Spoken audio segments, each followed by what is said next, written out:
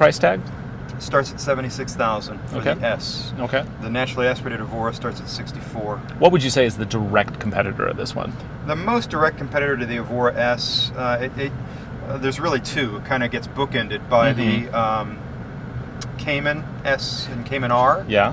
On the lower, slightly lower price point side, and just above it in price point, the 911. This particular car has the optional 19 and 20-inch wheel package, and whenever someone opts for those 19 and 20-inch wheels, we tread them with P0 Corsas, which are exceptional performance tires. Yeah. Very, very grippy. Which today, driving on Highway 2, we will use maybe about 1% of their total performance capability. That's about right. Yep.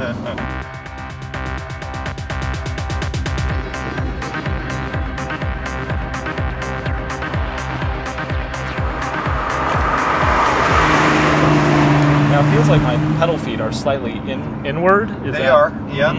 They're offset inboard a little bit because this being a performance car that may well see some track time, Lotus prioritized the amount of steering angle.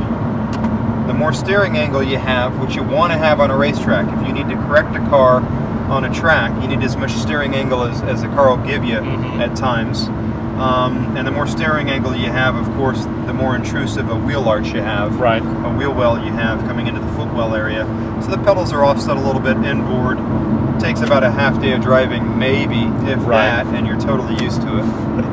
And you know, your comfort, you're happy in the fact that Lotus made the right decision. You know, given the choice of more steering angle and a slightly more intrusive wheel well is better than less steering angle and pedal straight ahead of you. You don't expect a sports car of this car's capabilities, very high performance capabilities, to be a comfortable road car, but it's absolutely supple in its suspension. It's totally comfortable. Yeah, I mean, I'm not getting jarred around at all. Yeah. And these seats. The seats are phenomenal. I've not driven 14 hours in a car when I haven't gotten out, and you know, you're a little sore and you're achy and you feel it. You feel the drive. I got to the resort last night at 3 a.m. and I was tired, but in terms of you know, how I felt after a 14-hour drive, I could have driven another 14 hours. Piece of cake. Seats are phenomenal. The car's got Bluetooth connectivity for my phone. Fancy. It's got iPod connector for the tunes. It's got cruise control on the straight stretches of highway. You just want to cruise. Yep. It's perfect. So now the Tesla is using a Lotus chassis for their current model. Do we see this moving? Have you guys been talking to them at all about using this chassis for it? I don't think we're going to give up this family jewel. Oh yeah. And it's more than us just like donating or selling the chassis to Tesla. Yeah. Lotus actually builds the rolling car for Tesla. We build the entire car for them, and we ship it over to Northern California where they're headquartered. They put in the battery pack and the electric motor. But we've already installed the Tesla badges at the factory in Hethel. So it's a bit more than that. With the Evora, this chassis is our latest, greatest state-of-the-art, and it's kind of the family jewels right now, and I think we'd be less willing to sell it to a competitive manufacturer. Then I notice all the data is kind of on these subdued red displays. Is that to kind of make them fade into the background? Yeah, it's to make it, you know, it's secondary information. So they're to the side, and they're you know, slightly less visible, if you will, than the immediate information you need from the speedometer and the tach. Right. It's not nearly as important that my front tires are 37 pounds, whereas my tach is at 2,500. And any of the critical warning lamps that might come on, check engine light, things of that nature, or when your traction control is activated, that light, those lights come on in the main instrument binnacle. So who's been the customer for these cars so far? What would you describe them as? Yeah, the thing about Lotus owners in general, and certainly Evora owners, is they're people that really prioritize the driving experience, the driving dynamics of the car. There's a lot of very good sports cars in the market, certainly, but a Lotus is really what we feel is the purest sports car driving experience you can have. The most direct feel and steering. the most appropriate brake pedal pressure and brake performance feel. Handling is exceptional. This car does at least a G, 1.1 Gs on a skid pad on these stock street tires. It has that capability, those very high handling and grip capabilities, but it's also very comfortable and simple. And the way we're able to do that is in the chassis itself.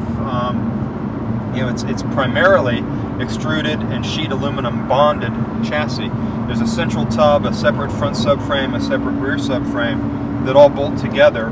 By the time we bond this inner side body panels to it and the roof structure, the windshield surround, this car is over 26,600 Newton meters per degree of twist, which is just a big number. I can what does that mean? and until I give you a baseline reference, it's 50% stiffer torsionally than a Ferrari 430. Wow. So it has a lot of aluminum in it, though. Does that make it, like if you were to get like a little fender bender, does that mean you have to throw the chassis away? No. The beauty of doing the chassis in 3 sections is that the central tub is very well protected. The front subframe is sacrificial. Okay. The rear subframe is sacrificial. Like sacrificial. They're both designed to absorb the impact from a collision. Yeah. And take all of that impact themselves rather than transferring any of the damage to the central tub or therefore the occupants inside the passenger space. Right. So it's great because if you hit something with the front of this car, you're going to total the body, you know, the front clam, the front bumper cover. Oh, yeah. You're going to damage the front subframe. You'll total the front subframe. It'll accordion as it's designed to do to absorb the energy from the impact. But you're able to get a new front subframe, reuse components that might be reusable, add to it new components you have to replace, bolt that new assembly onto the front of the central tub, put a new body on it, you're good to go. Wow.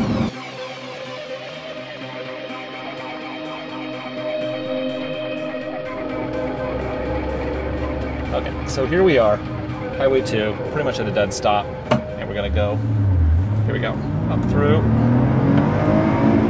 Okay, there's those 3 lights. Yeah, you saw them. So that was around 7,000 or so? Yeah. Wow. When you're in sport mode, red line's about 7,200. Okay. When you're not in sport mode, it's 6,800. And when those lights were flashing, if you heard it ever so subtle, you could hear the engine was dropping off cylinders. You were on the rev limiter, and the electronics were dropping spark on certain offsetting cylinders. Yeah. So it was very smooth. It was really smooth. It wasn't that jolt that you normally get. And neither of us went through the windshield. Yeah. So it's very, very clever. It was almost, at well first, done. I wasn't even sure that it was red line, because it was like, you know, normally, and it came up so fast. Yeah. I mean, that was really quick. Yeah. All of that engine management control system work, the hardware, the computers, and the software, all of that is done by Lotus Engineering. Wow. I'm going to make sure that 6 was down there, not reverse. Yeah. Yeah. Totally proprietary for Lotus. And, you know, the Toyota/Lexus engine we use is fantastic, state-of-the-art, very robust, reliable, efficient, well-performing engine to begin with. In terms of the hardware, we don't have to touch it. It's a great engine. Nice. So where we work our magic is with the exhaust, the intake, but primarily the engine management control systems, hardware and software. We do all of that ourselves, and we give this engine a completely different character.